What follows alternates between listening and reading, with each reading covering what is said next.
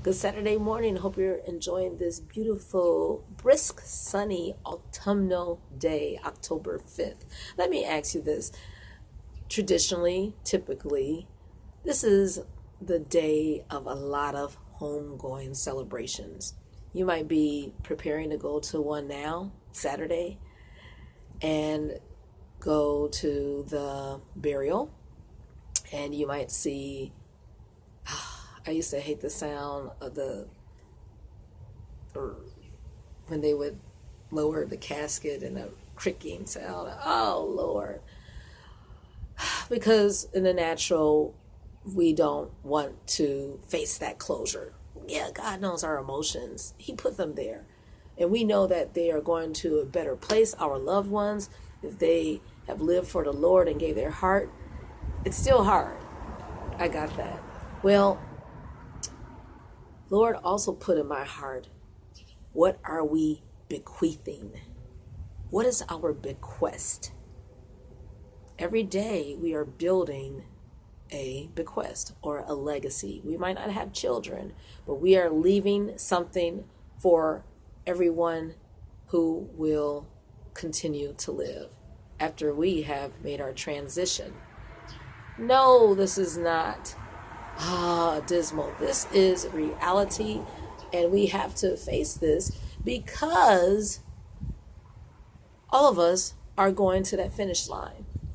And I have had conversations this week with two grandmothers and a father of one of our children at the school. And the father, young man, went to my high school, and he was saying, yeah, pretty much. And he had this decorated career, he's a musician. He was a musician for all these celebrities, met Janet Jackson and blah, blah, blah.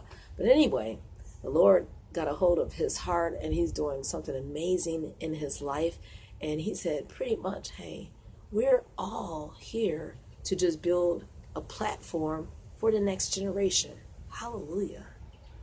And he had such a powerful testimony.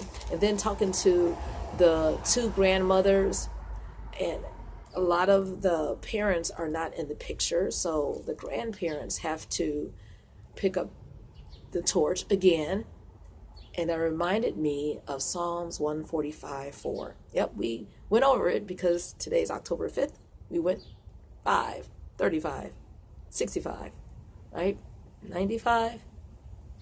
Somehow we got to 145.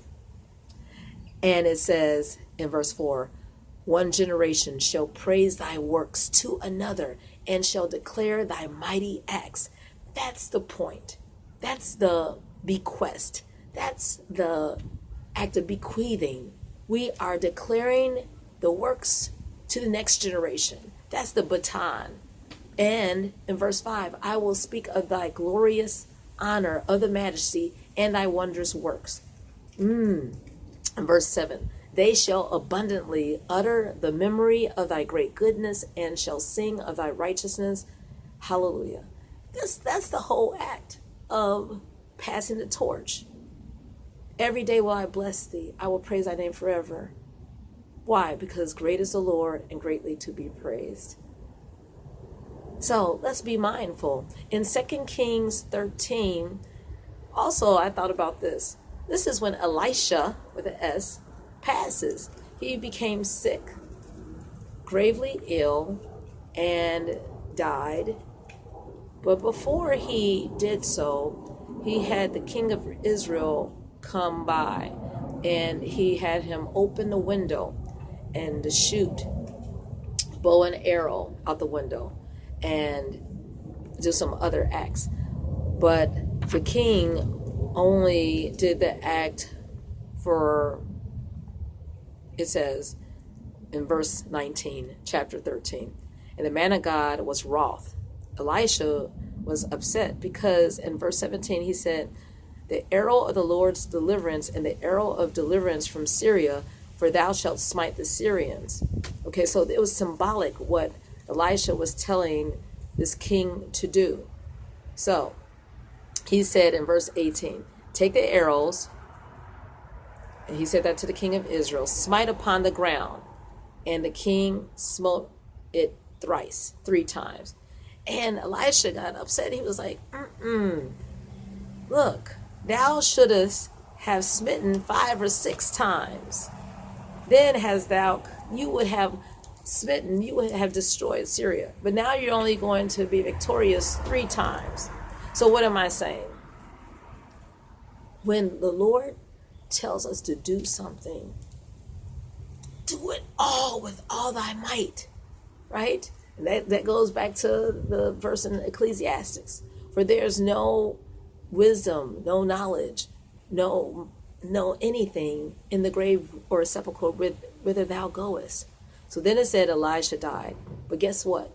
Even when Elisha was in that grave, they put another corpse in the grave. But do you know that corpse came alive? That man came alive. It says in verse 21 that the man's bones touched Elisha's, and he was able to be revived and stood up on his feet. Guess what? The Lord still does miracles as a result of our loved ones' impact. Come on, that's the legacy. We can say that God is the God of Abraham, Isaac, and Jacob, but God is the God of my mother and grandparents and my father. But I say, I'm just saying females. God, you are the God of Priscilla, Susie May, and Gazelle. And I know that you're going to do mighty things.